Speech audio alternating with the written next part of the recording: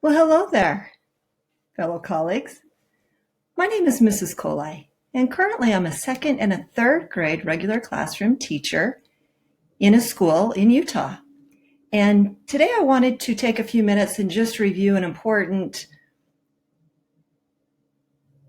word analysis skill that sometimes I know as a teacher I forget the value and the importance of actually explicitly teaching this systematically throughout my school year. A lot of times I'll just use whatever goes along with the basal reading program that was adopted by our school district. But I feel through my study that this is a key ingredient to help students find success as fluent readers and as excellent comprehenders. So I wanted to take a minute and just kind of go through, I know what we as teachers learned when we were back taking our different courses at the university on teaching education. And I think it was so overwhelming. Maybe as a new teacher, we maybe forget the value of this important teaching skill. So what I thought I would do is within just a few minutes, try to reorient you to what you've learned in the past. So I'm going to be teaching specifically today on the power of decoding skills and how it improves our fluency and reading comprehension. In order to do that, we have to be aware of what makes up the decoding skills. Once we know what makes it up, then we as teachers, we need to make sure that we're taking that into our classroom and explicitly teaching that to our students. So the skills that we need to be teaching our students are the skills of morphology and phonological awareness and orthographic knowledge.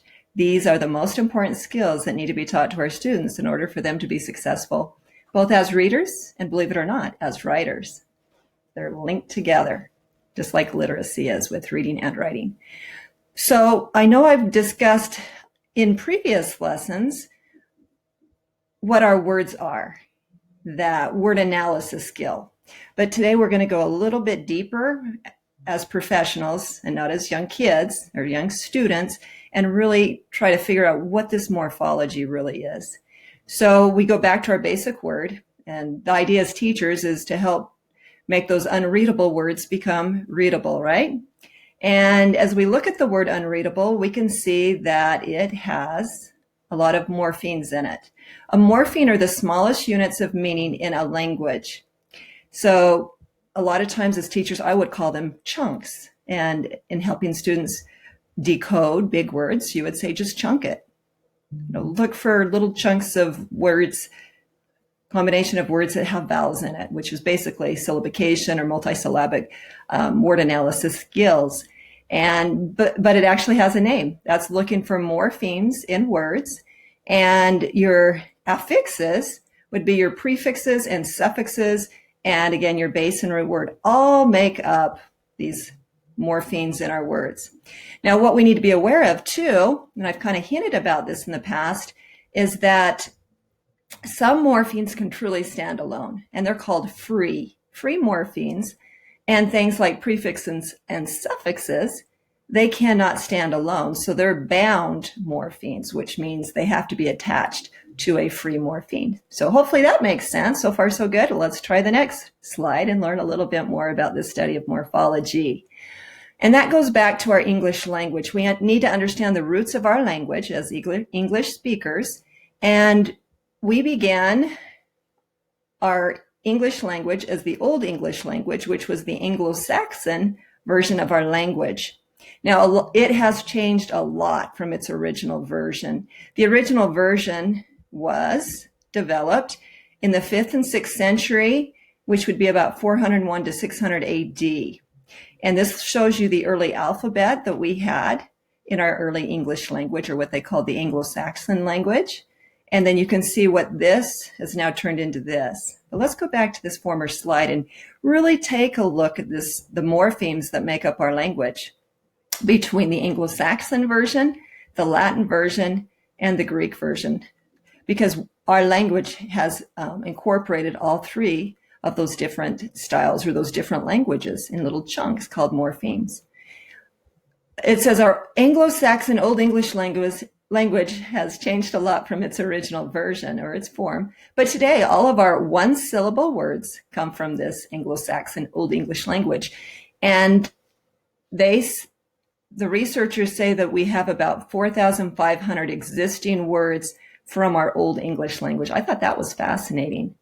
And then it goes on to say the primary grades have an emphasis on using more Anglo-Saxon free morphemes. So a lot of our study of word analysis skills tends to be in the primary grades, specifically on those 4,500 words, with a little bit of Latin and Greek prefixes and suffixes, but not too much. But it says the upper grades use more Latin and Greek bound morphemes.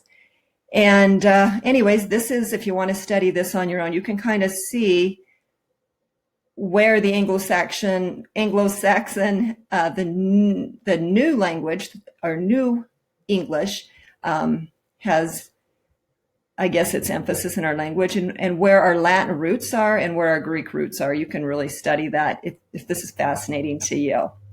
So let's go back to this slide. And this is where, as teachers, we want to get our students excited about learning about words and being detectives of these words. And a great lesson to teach this morphology is to take just one of your base words, take, and you're going to show students or think together how many different prefixes can you add to a base word and how many suffixes can you add to a base word, and make lots and lots of new words just from one base word. And this shows you here, you could go through and read the list of words that were created all from one base word. Is that not powerful? So when you teach students prefixes, suffixes, and then they already know their base words, sight words, simple words that they're learning in probably kindergarten and first grade, the whole world, whole new language opens up to them. Overnight, they can go from just reading simple text, being emerging readers, to advanced multisyllabic readers of very challenging text, just from this simple skill. So what is it that we need as teachers to teach our students to be successful? And I kind of hinted about this at the beginning of my lesson.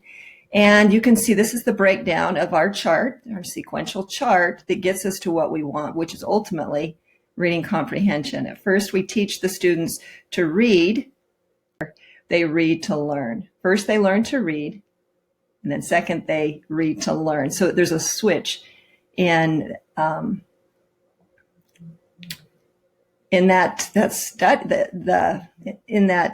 reason for reading.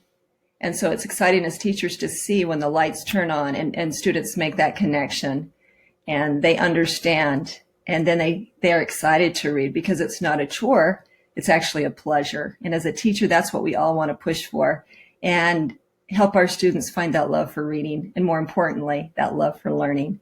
So the key ingredients, and I know most of you, especially if you're primary grade teachers, your focus a lot is on the phonological awareness part, naming speed, and phonics knowledge. That is the foundational level of reading. And so I'll talk a little bit more about that. If we've forgotten what those skills are, I will review that really shortly. But what we've been talking about right now in the past couple lessons is the importance as teachers to be knowledgeable in morphological awareness skills.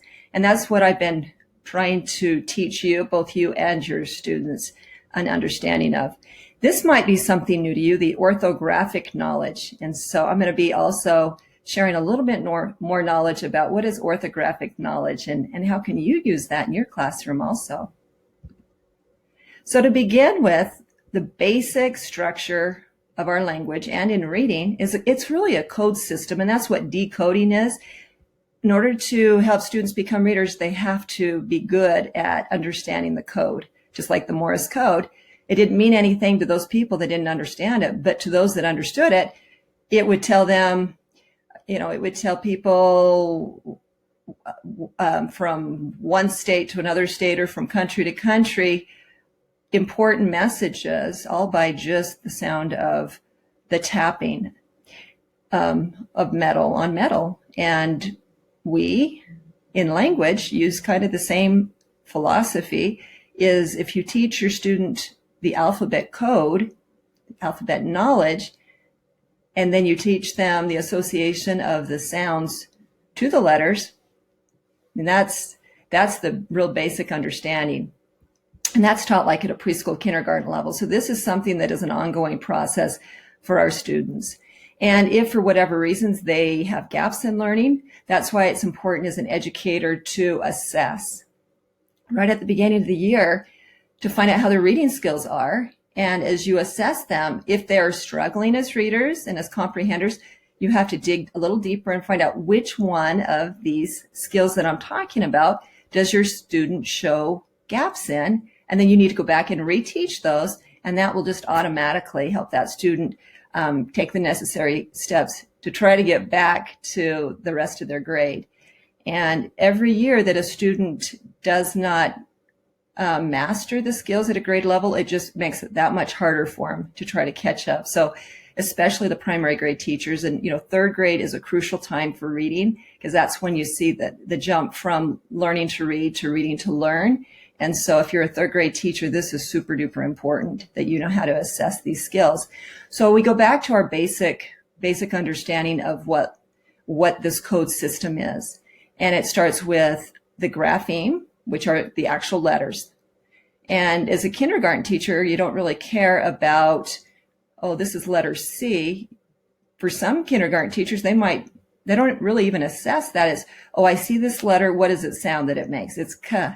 And so that's kind of the letter recognition part of it, that it what's the name of the letter? Not so much, but when I see that letter, what is the sound that I produce? The grapheme. So the grapheme is that, and then the phoneme is kind of the letter that's associated with it, with sounds. And so this, you don't even have to do phoneme segmentation, or phoneme is not even looking at letters necessarily. It's just somebody telling you sounds, and for a student to create the ability to listen to sounds and blend sounds together, and to make substitutions of sounds, which is leading into rhyming. Those are all the skills of phonemic awareness, and those skills are super important too. So if you find out that your student doesn't know how to rhyme, that's an important skill to drop back to and practice.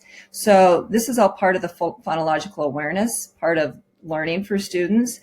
So if you find that your students have gaps in this, then you definitely want to go back and reteach that. Even if they're a third grader, there's no reason to move on when you have your response to intervention time and you're working on a targeted skill in your small group instruction, or your individual tutoring. You would want to address these kind of things, because these skills, hearing these phonemes, k, at, and then you're teaching them the blending process, cat, cat, cat. And so that's there's different levels of this. And so this all makes up the phonological and the semantic lexicon part of this lesson. Semantics means they're making meaning of these sounds as they're turning into words. But enough of that. Now, this might be something new for you. What is orthographic mapping? Think for a minute. What do you remember learning as an educator at a university? I know it was a long time ago. It was about 15 years ago for me. So yeah, we as educators do forget some of this stuff, but orthographic mapping is really important to the success of our students, both as readers and writers. And it's the process we use to permanently store words into long-term memory. So you can see here, this girl is working through this process. This girl is saying, okay, spell the word cat. And so she's going in her mind, k-a-t. And then her brain, this is what the brain has to do. These are different processes found within the brain when we're spelling and writing, because writing is an advanced skill. So you can see she's having to try to decode this. And actually, when you're taking it to the spelling part, it's called encoding, which is a different type of coding system, because now she's trying to think, what letter makes the k sound? And then she's writing down the letter C. And then she's, okay, what letter makes the a sound? And she's writing down letter A. So again, this process is called encoding. And research has shown that for whatever reasons, three times or even 4 times is the lucky number. as an interventionist, it's really important for you to remember when you're working with struggling students that if they're misspelling words, they need to write it at least 3 times. 3 times helps them to take it to where they can permanently store those words into a long-term memory.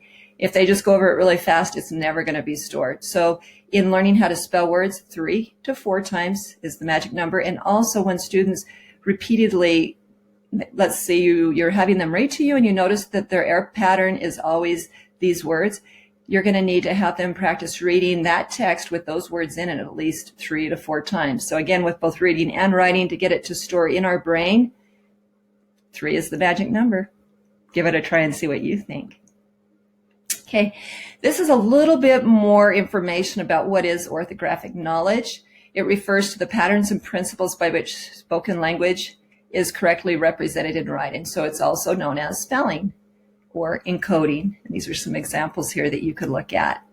Now, a lot of times we think of, teaching a student how to read with fluency leads to comprehension. Well, all I have to do is just teach them how to decode. It's no big deal, piece of cake. I'm going to teach them their phonics.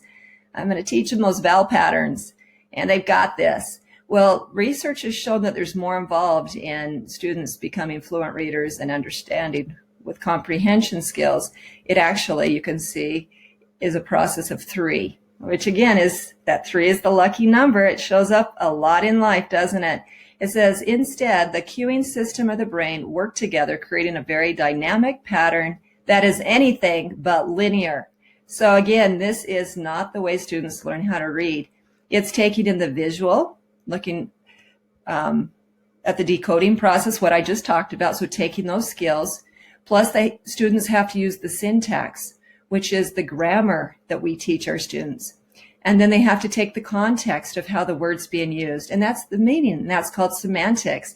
And when you help students learn all of those things, then they're in the core of the reading process and of truly being fluent readers and excellent comprehenders. So it's right there. That's where when literacy happens for students, right there in the center, the eye of the center.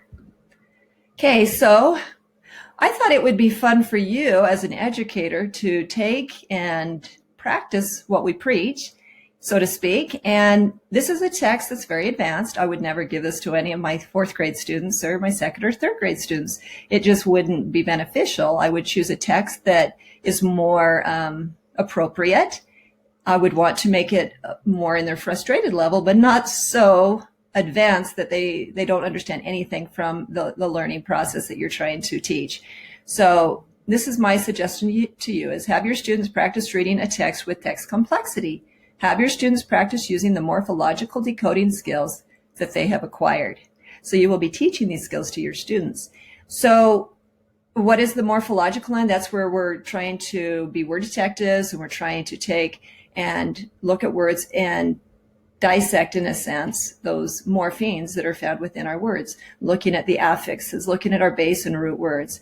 And so within this text, you can see I did just that. I was trying to take off any suffixes, and I was trying to look at my base word.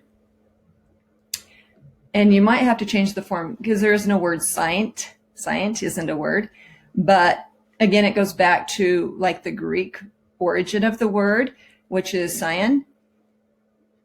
And it means the study of natural sciences or of life and things that are natural.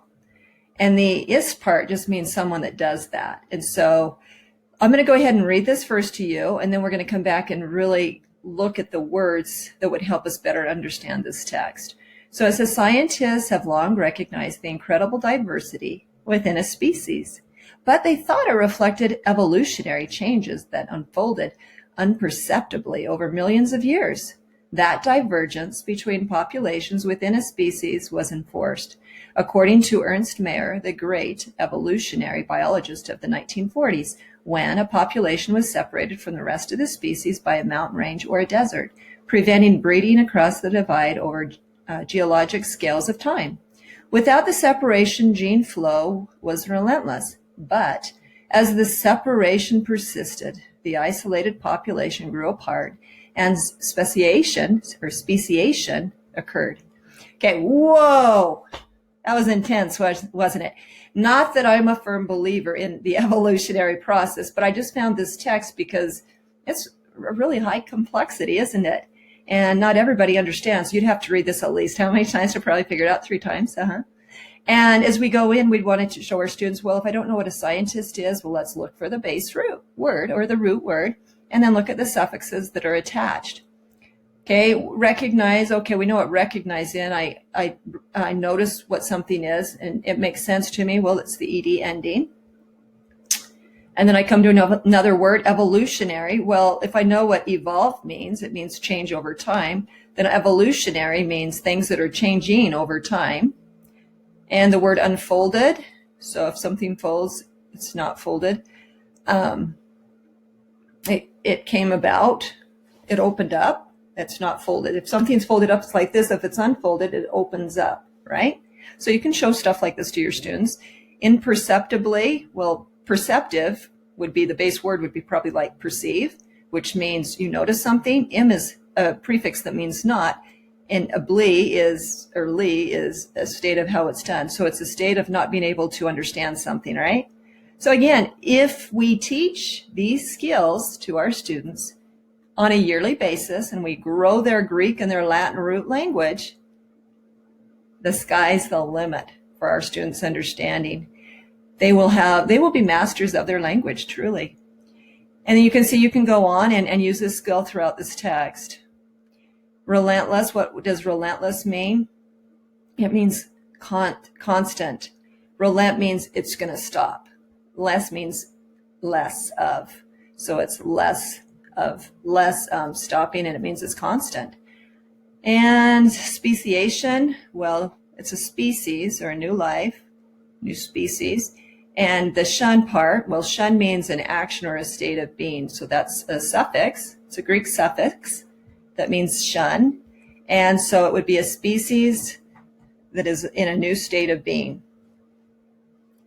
Piece of cake, huh? Well, maybe not so piece of cake, but it's something that we as educators can learn and feel confidence in, that we can teach this to our students and hopefully make this part of our regular teaching routine, especially as we work with our students, at the beginning of the year, find out, really go in and assess what their foundational reading skills are and be able to go back and fill in those gaps as needed so that your students can find the joy of learning and the empowerment of being a word detective. Well, I hope this lesson was meaningful to you, and I hope that you too have a strong desire to go out and seek more knowledge, professional knowledge about how you can incorporate these skills in your classroom so that you can help your students thrive as readers and comprehenders. Until next time, take good care of yourselves and keep on learning, reading, and writing. You got it. Bye-bye.